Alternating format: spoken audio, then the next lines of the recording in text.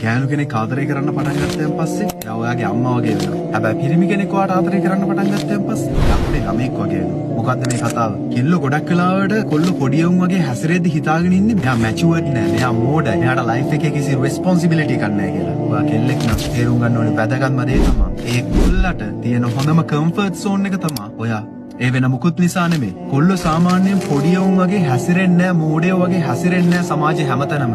යාළුවොත් එක්ක වුණා, ගෙදර මිනිස්සු එක්ක වුණා, කිසිම තැනක අර ඇතුලේ ඉන්න රියල් කැරක්ටර් එක එළියට දාන්නේ නැහැ. හැබැයි තමන්ගේ ඇතුලේ තියෙන ඇත්තම කැරක්ටර් එක එළියට දාන්නේ තමන්ගේ ලයිෆ් එකට කම්ෆර්ටබල් පාර්ට්නර් කෙනෙක් හම්බුන දවසට විතරයි. ඒක නිසා ඔයා කෙල්ලෙක් විදියට ඔයාගේ පාර්ට්නර් නිකන් පොඩි එකෙක් වගේ හැසිරෙනවා නම් ඔයා දෙපාරක් හිතන්න. ඔයා තමයි යාගේ ජීවිතේ ඉන්න කම්ෆර්ටබල්ම කැරක්ටර් එක කියලා. මොකද ඔයා ඉස්සරහා විතරමයි කොල්ලෙක් විදිහට එයා පොඩි ළමෙක් වගේ හැසිරෙන ඇත්තේ. ඔයා විහිළු කරන ඇත්තේ, සමහර වෙලාවට හරිය නොයින් විදිහට හැසිරෙන ඇත්තේ, එක එක කතා කියන ඇත්තේ. ඒ වෙන මුකුත් නිසා නෙමෙයි. ඒ බෝයි ඔයාට ආදරේ නිසා. ඔයා එයාගේ කම්ෆර්ට් zone එක නිසා. ඒක කිසි වෙලාවක නැති කරගන්න බෑ. මොකද ලේසියෙන් කොල්ලෙක්ගේ ඇතුලේ ඉන්නේ පොඩි එකාව එළියට ගන්න හැම කෙල්ලටම බෑ.